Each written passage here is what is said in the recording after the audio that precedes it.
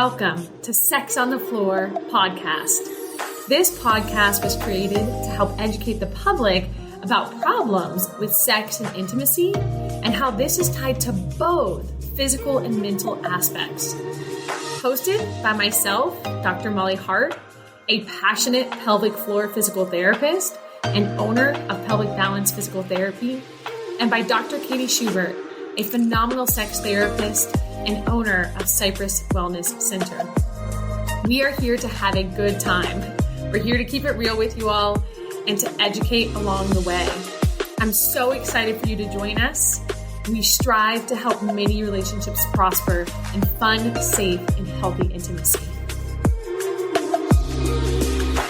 While listening to the show, please remember that this information is not meant to diagnose or treat any medical conditions. Please speak with your medical provider for all things related to your healthcare.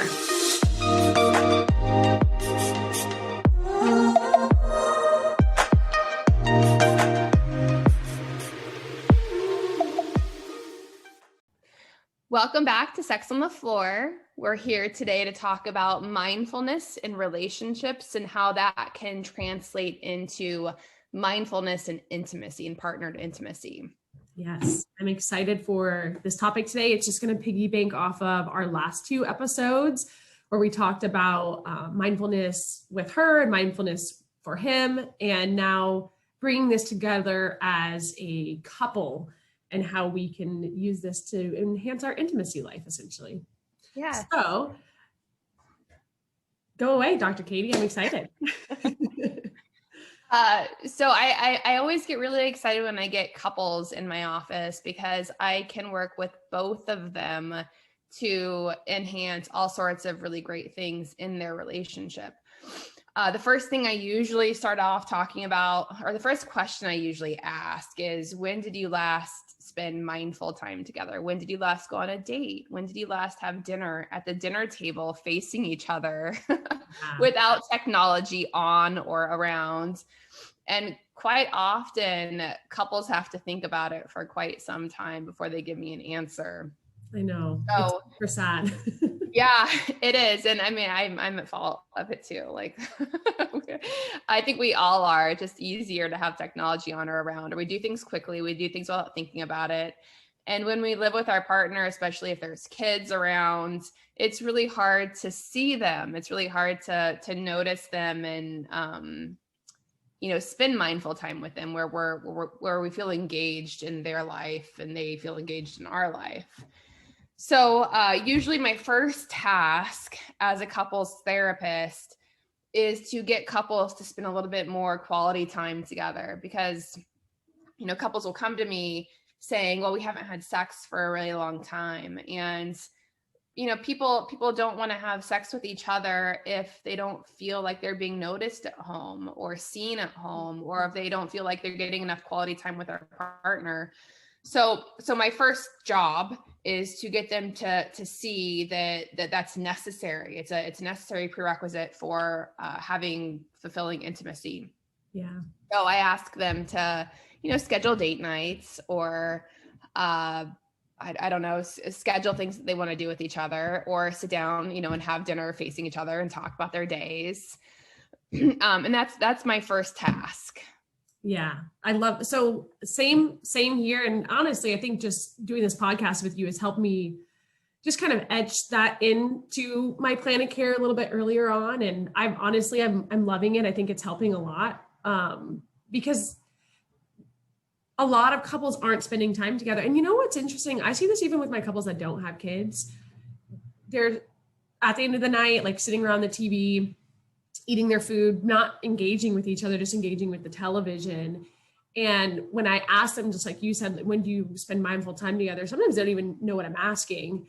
And so just getting us to slow down, I think the biggest problem is that we're always trying to multitask. We're always trying to do multiple things at the same time, which is awesome that we can do that, but it really takes away from connecting with each other and actually listening to each other. Another thing too is, and I think this is something I've realized working with you, is conversation doesn't need to be forced between a couple. When you just spend mindful time together, it naturally, organically happens, and people are going to be more vulnerable and more open. And in that, in and of itself, that's like emotional intimacy makes physical intimacy more,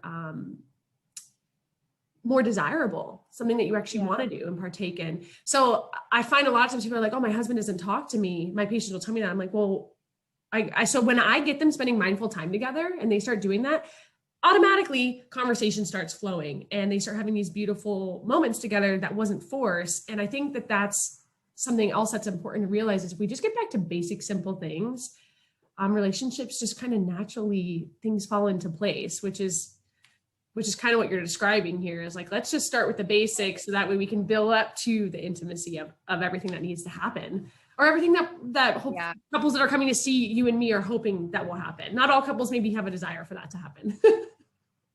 Right. Yeah. So that's my first task as a therapist is to do what we're talking about right now. A sex therapist use something called sensate focus. Ooh. And it's a series of dates that couples have together, and it gradually gets more sexual, but in the very beginning, it's not sexual at all. And it's really just, I tell my couples, it's just really a mindfulness activity, a mindfulness meditation that they do with each other. Awesome. And couples love it. They love it. And it starts off usually with one person cooking dinner for their partner, where again, they're sitting together and they're seeing each other and they're eating together. And then it goes into, something relaxing so they can take a shower together. It's a non-sexual shower, but it's a space where they can relax and be with their partner in a setting that feels good and feels safe. And then it's a massage. So the partner who cooked dinner gives the massage, and it's completely non-sexual. So the fact that it's non-sexual helps both partners stay in their own bodies and stay in the present moment and not think about what's coming or what their partner wants, because that boundary is firmly set, that there's no sex to be had. And it's called sensate focus because you're focused on your senses. You're focused on all 5 senses during these activities.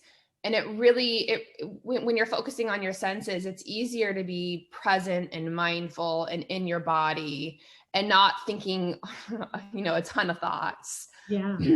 And even with both partners doing that individually, so focusing on their own senses individually, it does enhance the quality time that both people say that they're experiencing in that relationship. Wonderful. So let me ask you this. When you say dinner, massage, shower, is that like all supposed to be done in one date night, essentially? Oh, yeah. So usually one person is in charge of the entire date night. And then the next day, the other person is in charge of the date night. So cooking and then giving the massage and setting up the scene in a way that appeals to their senses. So it's also a really good way for partners to figure out what appeals to their partner in terms of what's relaxing to them, what feels good to them. How do they like to be touched? How do they like to touch? Yeah. What is a comfy and safe environment look like for them? That's awesome. I love that. Now with this is part 1, essentially. Part 1. Yeah. It gradually gets a little bit more sexual, but a lot of times, couples are having a hard time with intimacy and with sex because they're not being mindful. We've talked about this in previous episodes where partners are having sex and they're completely in their heads. They're worried about their performance. They're worried about what their partner's thinking or feeling. They're thinking about the shopping list. They're thinking about all the things they should be doing instead of having sex. Right. So there's a lot of things that get in the way of being mindful around sex. So the sensate dates are aimed at getting partners to be comfortable being mindful and present and with their partner in a safe setting. And then it gradually gets more sexual as they feel safer and safer being vulnerable. I love that. So this is like what we'll call this graded exposure, or something we'll do in therapy. Yeah. So it's like whatever your problem is, whether it's climbing stairs, whatever it is, we'll slowly kind of build up to that. Do you have, and I bet you don't, I'm sure this depends on the couple and where they're at, kind of a timeline of how long couples kind of participate in this before they actually then partake in intimacy? Yeah, it's a good question. I get this question all the time for people who are calling and setting appointments. Like, how long is this going to take? Because How some much, people are probably impatient. Like let's say this depends. It could be the male who's impatient. He's like, I want to have sex. And the female who's really resistant and is like, oh my God, I don't want it to be quick. So you probably have like I know with my patients sometimes, like I have one person who was like, when's the soonest we can get this done? The other one's like, how long can we wait? Because they're fearful, right? Mm-hmm. Especially because I'm dealing with pain with intercourse. So there's a lot of fear going on in that. So what do you say when people call in for that? Because I know you can't give it a direct answer. I can't. I wish I could. But you're right. It depends on where the couple is and how much resentments they've built up about each other and about sex.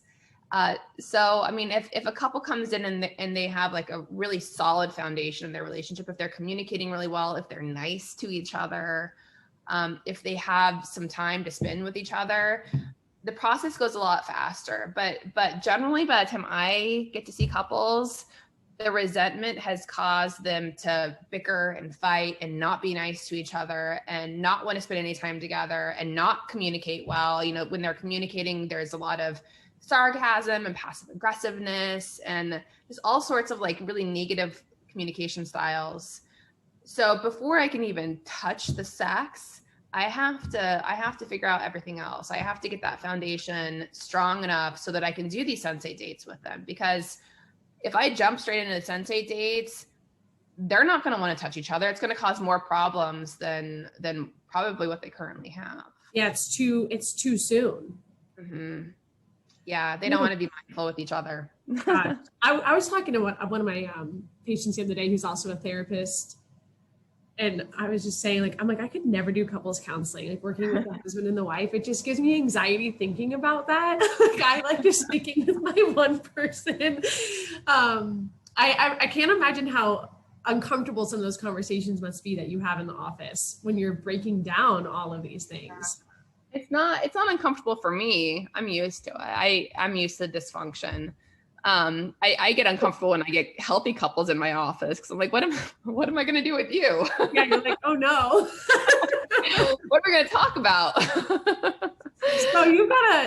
So every couple that comes in, you would say probably a majority of the time, by the time people come to see you though, you have to undo a lot of poor communication, a lot of that resentment before you even go into these sensate dates. And then from there, once you get to a healthy level with the sensate dates and those are going well, because another thing too, people, if they even make time for it, if they have kids, I'm sure that is a big barrier. Like, oh, we didn't have time to do it over the past 2 weeks.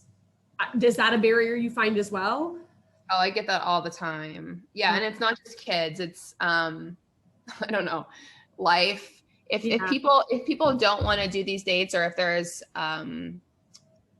resistance, it'll manifest in this way. So they'll say, oh, well, I know that you told us to do this, but we didn't do this. Yeah. And even when I say, okay, well, let's cut out dinner, let's cut out the shower, let's just do the massage, let's just get used to that, I'll still get them to come in and say, well, I didn't have time, or we forgot, or all this other stuff got in the way, when I'm only asking for them to spend 20 minutes together. So how do you combat those barriers? Because those are barriers I get all the time too. So I didn't spend the session breaking down all the barriers that are in the way and how we like helping them to realize that really what it comes down to is it's not being prioritized. Because we have a ton of time. It's just where we prioritize our time. So do you kind of help them figure out like what barriers they're kind of, because really the barrier to me, it's almost like a fake barrier a lot of the times. It's just a barrier that's there. We can easily go around it if you decide you want to. So how are you helping them get past that time commitment to it? Well, if there's, in the therapy world, in the mental health therapy world, if there's resistance, it's for a reason. So it's really kind of up to the therapist to figure out like where the resistance is coming from and approach that head on. Like what does this mean? Like, are you too angry with him to let him touch you?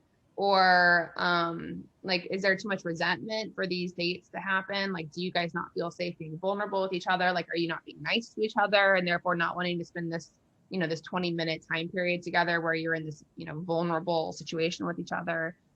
So I need to figure out where the resistance is coming from and then tackle that. Gotcha. So that's how you're figuring out, because that's the biggest barrier then, is that there's other stuff that we need to dive into. Yeah. That way you even want to prioritize this. Right. Yeah. And because there's other stuff, the sensate dates, they're not ready for the sensate dates. So the sensate dates come at a point where, there is some foundation to that relationship that they can build on. Okay. Because if there's no foundation, or if the foundation is too damaged, then that clearly needs to be worked on first. Okay. So essentially what you're saying, talking about being mindful as a couple, is these sensate dates are a great stepping stone to getting there. However, just to get to the sensate dates, we have a lot of work to do to create a stable, wonderful foundation. And then it's going to feel more organic and natural to even go into the sensate dates. And there won't be this resistance. You won't find that couples are even fighting it. If they are fighting it, they're not ready for it. We have to take another step back is what's happening. So let's fast forward now. Let's pretend we have a couple who is doing really well. They've done all the work that you have asked them to do. And now they're at the point where they're going to be intimate together. What does mindfulness look like now at this more intense, intimate state? Well, hopefully they take with them the mindfulness practice that they've practiced in the sensate dates, in the beginning phases of the sensate date. Because if both partners are in their body and enjoying touching and being touched, then sex and intimacy won't be a stressful event. It'll be something that they will enjoy because they're tuned into what their bodies are telling them. Right. Do you talk to them though about when they're, how we talked about in the last 2 episodes about being mindful in your body, essentially, when you're with your partner? Do you talk to them about that in episodes, in sessions where it's like, okay, now when you guys are together, different things that they can actually do to each other, to experience, to like really highlight certain senses? Yeah. I ask them, so I asked them to pick out like a massage oil, like use coconut oil, to heighten some of their senses during foreplay and intercourse. But I also asked them to talk a lot about what their body likes. Okay. So to walk their partner through like all of their sensations and what sensations are really appealing to them in each moment. So sometimes that comes out through like mutual masturbation, or where, both partners are masturbating themselves with each other and they kind of talk through that process, or they're masturbating each other and talking through, oh, that feels good. Oh, don't do that. Or this is really sensitive. So I asked them to bring communication into foreplay and intercourse so that their partner can know what's appealing to them and what they can do more of or what they should do less of. Yeah, that's great. Okay, so that way they're just, again, going back to communication. So it's like if we built up hopefully this more healthy level of communication now, in this more very intensely vulnerable situation, let's communicate how things feel. So that way we can learn each other's body better. But I can understand that that's not going to happen unless we can communicate properly with, things as simple as dinner and the groceries and taking a shower together, right? So. Yeah. And if there's no kindness or niceness happening in the relationship, partners are not going to want to be put in this very sensitive, vulnerable situation. Yeah, no, that makes complete sense. So how often do you get to work with couples where they kind of complete this? They kind of go through all the work and now you're finally at this really awesome, oh my God, we had intercourse and it was more successful than it has been in the past? I mean, I do get more successful intercourse quite a bit. But the way it goes is that, people can work through these phases, these sensate date phases. But every once in a while, the other stuff that we were working on, the communication, the niceness, the resentments, pop its head back in. And it makes all of the sex and the intimacy take a step back. Yeah, I think, yeah. So it's kind of an ongoing, but, relationships, marriage are an ongoing process. Like nothing is ever linear in a relationship. Right. Like you can be going really well for a while and then something can happen. Everything feels kind of like it explodes or, goes backwards. I mean, nothing in life is linear. I tell my patients all the time, I'm like, rehab of the body is never linear. It is, we're going to go up, but it's going to be up and down on the way there. It's a big, fortunate. It's a roller coaster, but that's life. It's just the way life is. All right. Is there anything else that you want to tell the listeners about as far as like mindfulness, being a couple, being mindful together that you think we didn't hit on yet today? I don't think so. I want to reinforce the importance of remembering that you like your partner and remembering that you want to spend time with your partner, and remembering that you're on the same team as your partner, because so often we forget that. And the moment that couples forget that is the moment that they stop spending quality time together. And then that becomes a cyclical issue, where, you know, a lack of time leads to not liking your partner even more. So like a downward spiral, essentially. Right. Yeah. Couples get in these like awful spirals and they don't know how to get out of them. And then that's when all the resentments build up. So, you know, so being mindful of the mindful time that you spend with your partner will really help save your relationship. And the sooner you're noticing there's issues, the better that you want to get in, or get treatment for it. Like same with persistent pain. Like the second, when I treat women who are much younger in their 20s, who have discomfort with intercourse or just pelvic issues in general, it is so easy to rehab them. It's so quick because the body hasn't had so many months or years of dysfunction. I'm sure with you, if there's been years of dysfunction in the communication and the resentment, that's a lot more time now that you have to undo all that hurt that has happened. And then that, you know, ends up leading to a lot more money. A lot. It is. It's so much more work than for you to get out of that. So if you're listening right now and you're in a relationship that's not maybe where you wish it was with your intimate life, gosh, please, you know, seek out a sex therapist and try, if you're able to, try to be open to working on this, because you can make your personal life, your relationship so much better. If you have kids, you can make the whole family environment better. And just don't be afraid to admit that we all need help. We all need help in certain areas of our life. And this is a really important area. This is the foundation of the family when we can't be intimate and vulnerable with our partner. Yeah. And if all couples got in to see a therapist, a sex therapist, whatever therapist, even if you're not having issues, like your relationship will only be stronger because of it. I agree. I completely agree with you. Well, thank you so much, Dr. Katie. That was amazing. I'm really happy that we kind of broke this down into all the little building blocks that are needed to be mindful with intimacy. I hope that this was helpful for you guys. I am really excited for our next episode. I'm not sure what it's going to be, but I do have some wonderful things coming in from our listeners for ideas. So we'll have to hit that next time, and it'll be a surprise at our next episode. Thank you again for listening to Sex on the Floor, and we will see you.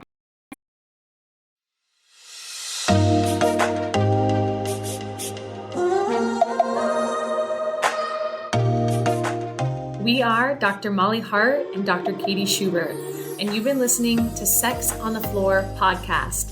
We really hope that you enjoyed this episode. If you have any questions and want to get in contact with us, you can follow us on Instagram at Dr. Molly Hart and at Dr. Katie Schubert, on Facebook at Pelvic Balance PT and at Dr. Katie Schubert. And for more information about us on our websites, you can find us at pelvicbalancept.com and at drkatieschubert.com.